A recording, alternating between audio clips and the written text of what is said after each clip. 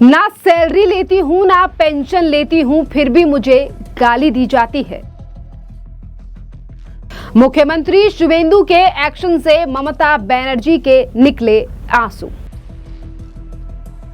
15 साल तक पश्चिम बंगाल में सरकार चलाने के बाद अकाउंट खातों में करोड़ों रुपया जमा ममता बनर्जी और टीएमसी के द्वारा किया गया, पर अब राज्य में सरकार बदलने के बाद अब इसी अकाउंट को जब एजेंसी के द्वारा सील कर दिया गया है तो अब ममता बनर्जी के आंसू निकल रहे हैं और अब सोशल मीडिया पर यानी कि फेसबुक लाइव करके ममता बनर्जी कह रही हैं कि आज मैं ना पेंशन ले रही हूं ना सैलरी ले रही हूं। जी हां, दरअसल टीएमसी के बैंक खातों के फ्रीज होने के बीच अब बंगाल की पूर्व मुख्यमंत्री ममता बनर्जी ने फेसबुक लाइव कर केंद्र सरकार और भारतीय जनता पार्टी की बंगाल में सरकार पर हमला बोला है और ममता बनर्जी की बौखलाहट भी नजर आई कि एक तरफ तो जब भ्रष्टाचार किया और एजेंसी ने एक्शन लिया है तो ममता बनर्जी किस तरीके से इन तमाम चीजों पर भी जनता की सिर्फ और सिर्फ सहानुभूति लेने की कोशिश कर रही है।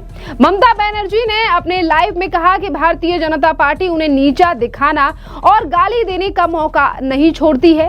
ममता बनर्जी ने दावा किया कि मैंने अपनी पेंशन या मुख्यमंत्री के वेतन का एक भी पैसा कभी नहीं लिया। मैं अपनी किताबों की रॉयल्टी से ही अपनी आजीविका चलाती हूं, लेकिन इस साल भी वो नहीं मिल सका क्योंकि हमारे बैंक खातों को सीज कर दिया गया है। ममता बनर्जी ने आरएसएस पर हमला बोलते हुए कहा, ममता बनर्जी ने कहा कि आरएसएस रजिस्टर्ड नहीं है, फिर भी उसे विदेश से फंड मिलता है, जबकि विपक्षी पार्टियों के खातों को निशाना बनाया जा रहा है। और ये कहकर ममता बनर्जी ने आंसू बहाए जनता के सामने और कहा कि हमें आज प्रोटेस्ट करने के लिए भी, अगर अपनी बात भी रखनी हो, कोई प्रोग्राम भी करना हो, तब भी हमें जगह नहीं दी जाती है और उसके लिए हमें कोर्ट से परमिशन लेनी पड़ती है। यानी कि अभी तक जो ममता बनर्जी बंगाल में करती आई थी और किस तरीके से बीजेपी के नेताओं के साथ ये तमाम चीजें की जाती थी, क्योंकि जब भी प्रोटेस्ट की बात आती थी, किसी प्रोग्राम के आयोजन की बात होती थी, तो यही चीजें ममता बनर्जी बीजेपी के नेताओं के साथ करती थी। पर आज ममता बनर्जी इन्हीं तमाम चीजों को जनता के सामने कह रही हैं, जिस पर शुभेंदु अधिकारी ने तो एक्शन ले लिया क्योंकि एजेंसी काम कर रही है और जो 400 करोड़ रुपए से ऊपर की रकम टीएमसी के अकाउंट में थी उसे एजेंसी के द्वारा सीज कर दिया गया है, जिसपे ममता बनर्जी ये तमाम आरोप लगा रही हैं। वहीं दूसरी तरफ बीजेपी की नेता शशि अग्निहोत्री ने ममता बनर्जी के झूठ का पर्दाफाश कर दिया और उन्होंने मीडिया से बात करते हुए कहा है कि ममता बनर्जी ने फेसबुक लाइव के जरिए जो भी बातें कही हैं वो सब चीजें झूठ हैं। जरा सुनिए शशि अग्निहोत्री का ये बयान। तीनों चारों बातें जो उन्होंने बोली हैं ये सब मिथ्याचार। पहली बात उन्होंने बोली कि उनको राजनीतिक कार्यक्रम में जाने नहीं दिया जा रहा है। 21 जुलाई के उनके राजनीतिक कार्यक्रम में वो रास्ते पे नहीं उतरी थी। उनके राजनीतिक कार्यक्रम में जाने से हमारे प्रशासन को कोई नुकसान नहीं होने वाला है, लेकिन सबसे बड़ी बात यह है कि उनके साथ कौन जाएगा। एक पूर्व मुख्यमंत्री जो अभी 3 महीने पहले पूर्व हुई हैं, उनके साथ 10 लोग भी नहीं हैं। उनके अपने दल के नेता उनकी पहचान मिटा दिए हैं, चाहे वो सांसद हो चाहे वो विधायक हो। आज तृणमूल भागों में बट गया है। आने वाले दिनों में तृणमूल बोल के कोई पार्टी थी, ये इतिहास में लिखा जाएगा, इसकी कोई चर्चा कहीं नहीं की जाएगी। हमारी पहचान मिटाने की साजिश है। पहचान लोगों का जिस तरह से है, उनकी जो पहचान थी, जो पहचान उन्होंने 15 साल में यहाँ पर बंगाल में बनाई है, दुर्नीति की प्रतीक ममता बनर्जी, भ्रष्टाचार की प्रतीक ममता बनर्जी, चोरी की प्रतीक ममता बनर्जी। ये कितने उदाहरण दें। अभी जो धीरे धीरे आ रहा है नारी शत्रुता, नारियों के धर्षण लगातार उनके शासन में जिस तरह से बढ़े थे, प्रशासन पर जिस तरह उन्होंने राजनीतिकरण किया, उसका उदाहरण ममता बनर्जी है। अपनी मर्जी दूसरों पर थोपने का ये जो उदाहरण ममता बनर्जी ने पेश किया है, ये आने वाले प्रजनन उनको देखेगी और धिक्कारेगी भी। पश्चिम बंगाल में सबसे ज़्यादा भ्रष्टाचार, और पश्चिम बंगाल में नहीं भारतवर्ष में सबसे ज़्यादा दुर्नीतिग्रस्त अगर मुख्यमंत्री रही हैं तो ममता बनर्जी। उनका नाम इतिहास में काले अक्षरों में लिखा जाएगा। अभी भी समय है, अगर वो पश्चाताप करना चाहती हैं तो अभी भी समय है, जनता से माफ़ी मांगे।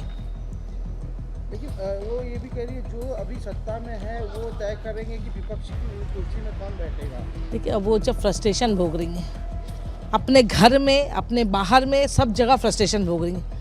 एक भतीजे के लोभ में, उसको सत्ता देने के लोभ में उन्होंने कितने लोगों को अपना विरोधी बनाया और खुल के लोग उनके विरोध में सामने आए हैं। तो पब्लिक भी देख रही है कि उनका मुख और मुखौटा पब्लिक ने खोल दिया। जनता के सामने माफ़ी मांगने के अलावा ममता बनर्जी के पास और कोई ऑप्शन नहीं है अपनी राजनीतिक पृष्ठभूमि बनाए रखने के लिए। मुख्यमंत्री तो बीजेपी ममता बनर्जी के द्वारा कही गई तमाम बातों को झूठ ठहरा रही है और कह रही है कि ममता बनर्जी के पास आज कोई काम नहीं बचा है और इसीलिए इस तरीके की बातें कर रही हैं। अगर हम बात करें ममता बनर्जी के द्वारा लगाए गए तमाम आरोपों की, तो ममता बनर्जी की जब तक सरकार रही बंगाल में, यही तमाम चीजें बीजेपी के नेताओं के साथ की जाती थी। पर यहाँ पर अगर बैंक अकाउंट की बात करें, टीएमसी के खाते में जो बड़ी रकम है, इस पर तमाम सवाल एजेंसी के द्वारा पहले ही उठाए गए कि आखिरकार इतना ज्यादा पैसा कहां से टीएमसी के बैंक अकाउंट्स में आया।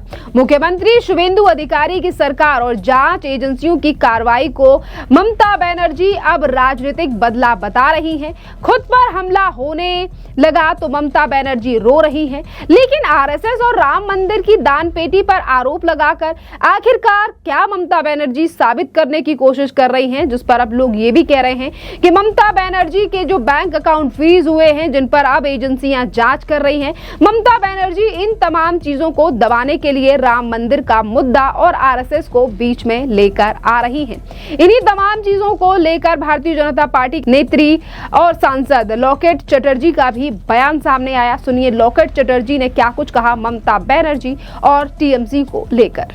देखिए इतना दिन तो ये हम लोगों का भाषा था, अभी सेम भाषा अभी ममता बनर्जी जी बोल रहे हैं। तो ये एक्चुअली ममता बनर्जी जी के साथ कोई है नहीं, इसलिए टीवी में सोशल मीडिया के माध्यम से ये झूठ बात बोल रहे हैं। उसको जाने का जहाँ मन चाहे वो जा सकते हैं, लेकिन उसके साथ कोई है ही नहीं। उसका जो मत है उसको कोई भी इसको इम्पोर्टेंस नहीं दे रहा है, इसलिए ये हाल है। लेकिन वो ये भी कह रही है कि जिस तरह से जो भी सत्ता में है वही तय कर रहे हैं कि विपक्ष की कुर्सी में कौन बैठेगा। देखिए अभी तृणमूल टूट चुका है, उनका पार्टी टूट चुका है, अभी उसके पास भी कोई विधायक भी कोई सांसद भी है नहीं, इसलिए ये उनका बहुत परेशानी चल रहा है, इसलिए ये सब बोल रहे हैं। लेकिन हम लोग पूरा देश में हम लोग देख रहे हैं, लेकिन बहुत दुख का बात है कि हम लोग पश्चिम बंगाल में हम लोग सोचे थे कि कोई अच्छा स्ट्रॉन्ग विपक्ष होगा, लेकिन ऐसा कोई नेता तृणमूल में अभी भी नहीं है जो विपक्ष की जगह में बैठे और देश को आगे बढ़ाए। देश का डेमोक्रेसी के लिए विपक्ष बहुत अच्छा होता है, लेकिन पश्चिम बंगाल में पूरा लुटेरा का राज चला तृणमूल के टाइम में, इसलिए कोई विपक्ष नहीं है। ये दावा कर रहे कि लोकेट चटर्जी ने सीधे तौर पर ममता बनर्जी पर हमला बोलते हुए कहा है कि ममता बनर्जी के पास अब कुछ काम नहीं बचा है और इसी के साथ साथ बीजेपी की एक और नेत्री यानी कि बीजेपी की महिला जो नेता हैं, जो बीजेपी के एमएलए हैं या फिर किसी भी पद पर जो मंत्री हैं, वो आज ममता बनर्जी के ऊपर लगातार हमलावर हैं। जिस तरीके से ममता बनर्जी जनता की सहानुभूति लेने के लिए आज सोशल मीडिया पर लाइव कर रो रही हैं और इसी तमाम मुद्दे पर अब पपिया अधिकारी ने भी बड़ा हमला ममता बनर्जी के ऊपर बोला है, जरा सुनिए। और पपिया घोष ने सीधे तौर पर कहा है कि ममता बनर्जी मीडिया में रहने के लिए ये तमाम बातें कर रही हैं। मुझे राजनीतिक कार्यक्रमों के लिए सड़कों पर जाने की इजाज़त नहीं दी जा रही है, हमारी पहचान मिटाने की साजिश की जा रही है, क्या कहना चाहेंगे? वो घर बैठे फेसबुक लाइव में ये कह रहे हैं। फेसबुक लाइव तो है, कुछ ना कुछ तो उनके पास है। ये सब कल्पना है, ये सब ड्रीम है। ये सब नहीं बोलने से वो ये आप जो बात कर रहे हैं ये बात नहीं करते ताई ना। So you are she wants to be always in the media somehow or the other. Nobody has asked her not to come out in the streets. Nobody. She's always coming out. She's beating her own people. So everybody knows that she is always coming out. Always raste mein hai whenever needed, and she is being thrown out by her own people. That is the most tragic part. So हमारी पहचान मिटाने की कोशिश की जा रही है, पहचान मिटाने उनका पहचान इतना हो गया तो अभी धीरे धीरे तो मिटाना ही मिटेगा। Hindi, my Hindi is very bad, so the पहचान which she has created, that is why all her inmates are going out, इतना पहचान बना हुआ है उनका। जो अभी सत्ता में है वो यही तय करते हैं कि विपक्ष की कुर्सी में कौन बैठेगा। जो अभी सत्ता में है वो तय कर रहे हैं कि विपक्ष की कुर्सी में कौन बैठेगा। बीजेपी को लेकर क्या बोलते She is not sitting, neither the Bhaipo, none of them are sitting. So it's up to you wait for the proper time. कौन बैठेगा? वो लोग तो नहीं बैठते हैं, नहीं। बीजेपी तय कर रही है कि कौन बैठेगा, नहीं तो वो तो गैंग अलग हो चुका है। BJP is not doing. BJP is only watching. BJP is only watching. So BJP, it has already been proved that it is the best party all over the world. It is the best party. जो एक तो बड़ा tree होता है ना, उनके shade में हर कोई आना चाहते हैं। तो ये बीजेपी वो ट्री का विश है, किसको आगे रखेंगे, किसको दूर दूर रखेंगे। तो ट्री के अंदर बाहर में बहुत बारिश हो रहा है, अर्थक्वेक हो रहा है, क्या कुछ ना होता है, लेकिन ट्री का डिस्क्रिप्शन है कौन सामने आएगा, कौन दूर से होगा। सो दैट इज द গাছের তো একটা ব্যাপার আছে, গাছের নিচে সবাই আসতে চায়, वृक्ष के नीचे। 20 MPs आज जिस तरह से शुभेंदु अधिकारी जी के साथ बैठक किया दिल्ली में, वो कह रहे कि जो क्षेत्र की समस्याएं हैं वो तो मुख्यमंत्री के साथ कर ही सकते हैं। क्या प्रॉब्लम है इसमें?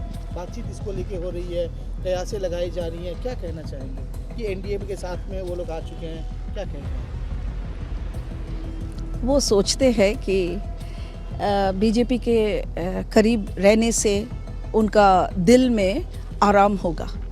That is why they are saying this. Thank you so much. तो देखिए, ममता बनर्जी आज जिस तरीके से कभी अपनी पार्टी को लेकर रो रही हैं, तो बीजेपी के नेताओं का भी ये कहना है कि ममता बनर्जी बेशक जनता के सामने इस तरीके के ढोंग और ड्रामे करें, पर ये सभी को पता है कि अभी बीते दिनों 21 जुलाई को जो प्रोग्राम टीएमसी के द्वारा किया गया, उसमें भी परमिशन ममता बनर्जी को मिली थी। पर इसके बावजूद भी सिर्फ और सिर्फ आरोप ममता बनर्जी इसीलिए लगा रही हैं कि आज अगर वो कोई प्रोग्राम या प्रोटेस्ट करती भी हैं, तो उनके पास कौन से टीएमसी के 4 नेता आएंगे, क्योंकि टीएमसी तो वैसे ही 2 धड़ों में बढ़ चुकी है। यानी कि ममता बनर्जी की परेशानियां एक नहीं है, एक तरफ टीएमसी में 2 धड़े हैं, तो वहीं दूसरी तरफ दोनों ही धड़ों के लिए परेशानी ये है कि जो मेन फंड था, जो सोच रही थी ममता बनर्जी के सत्ता जाने के बाद भी यूज हो सकेगा, वो सारा जो फंड था, जो टीएमसी के अकाउंट्स में था, उसे सीज कर दिया गया है एजेंसी के द्वारा। खैर, इस पूरे मामले पर अब आपकी भी जो राय हो, आप हमें कॉमेंट कर जरूर बताइए। धन्यवाद।